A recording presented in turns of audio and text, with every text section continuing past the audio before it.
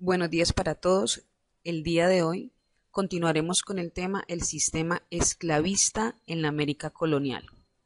En clases anteriores veníamos explicando en qué consistía el sistema esclavista.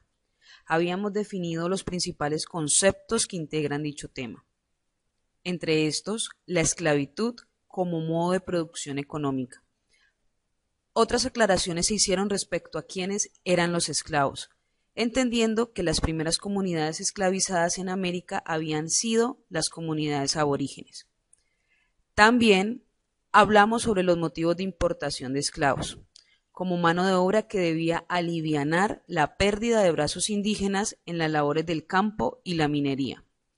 Definimos otros conceptos como esclavo y esclavista, para conocer la relación de poder que existía entre estos y que se derivaba de un modelo de organización social y política llamado sistema de castas, condición social que ubicaba al esclavo por su elemento racial en el último peldaño de la jerarquía social.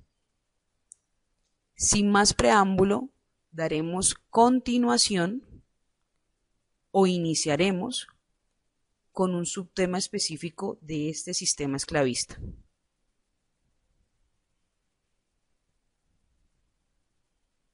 Ahora vamos a conocer la procedencia de los esclavos, de dónde eran originarios, cómo se llevó a cabo su importación y el trato comercial que se les daba. La trata y comercio de esclavo inicia con su persecución en la costa occidental de África y la costa de Mozambique en la parte oriental.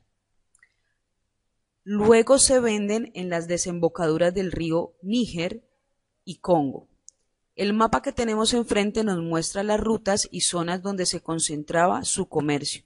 Por ejemplo, como ya veníamos mencionando, el Congo, Angola y Mozambique.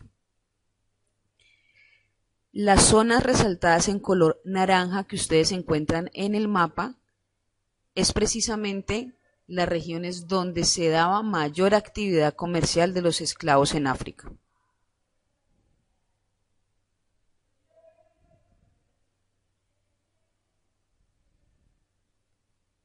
Pasando al transporte de esclavos, hablaremos a continuación cómo se transportaban a América y demás colonias. Las imágenes que tenemos enfrente nos permiten conocer a los esclavos en su calidad de mercancía. Recordemos que eran tratados como objeto, eran sometidos y considerados como animales. Por lo tanto, no gozaban de derechos. Asimismo, se inspeccionaban y revisaban por los tratantes de esclavos, para corroborar que no tenían ninguna imperfección y podían ser vendidos fácilmente. La imagen del tratante de esclavo midiendo y revisando al esclavo es muy diciente, como ustedes pueden observar en la parte inferior derecha.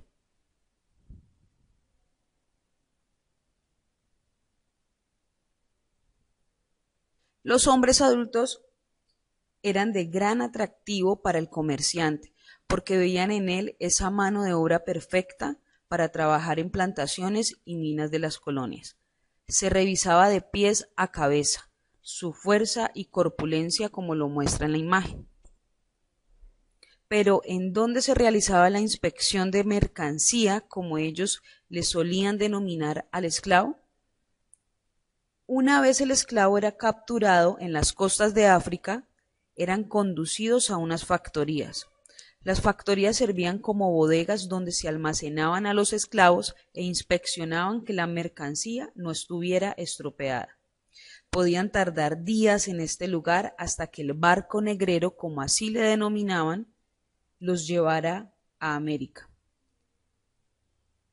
Una vez en el barco, seguían en alta mar por meses y no zarpaban hasta que llenara al tope el barco de esclavos.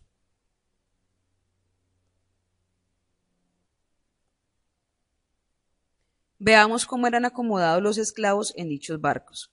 La imagen que tenemos en la parte izquierda muestra el diagrama naval de la esclavitud, es decir, la forma en que eran distribuidos y ubicados los esclavos en el barco.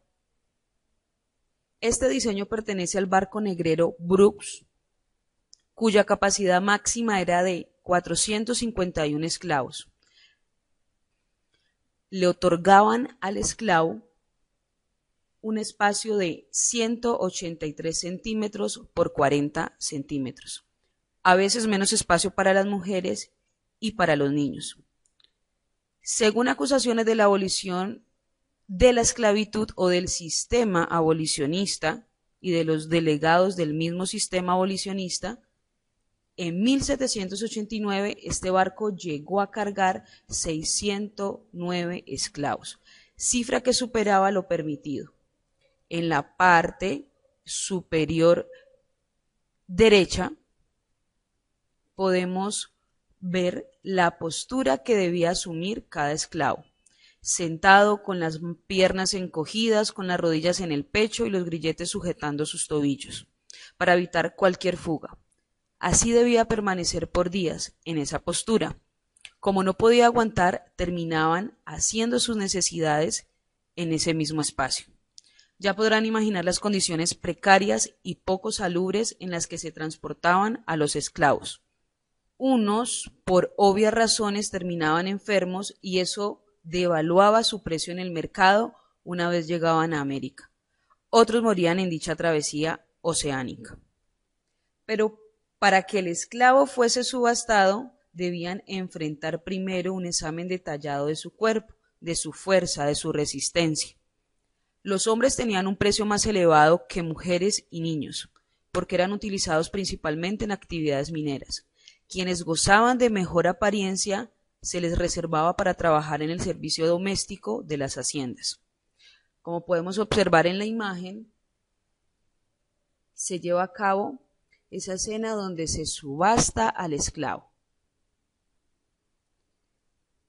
¿Por qué le convenía a la corona española alentar, soportar, pero sobre todo aceptar, inclusive legalmente, bajo decreto, el sistema esclavista?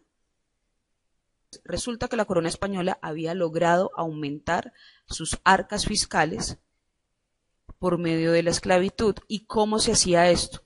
Los impuestos que se cobraban por cada esclavo vendido terminaban parando en el bolsillo de cada tratante español, y este, por supuesto, debía anunciarlo, notificarlo y entregarlo a la corona española.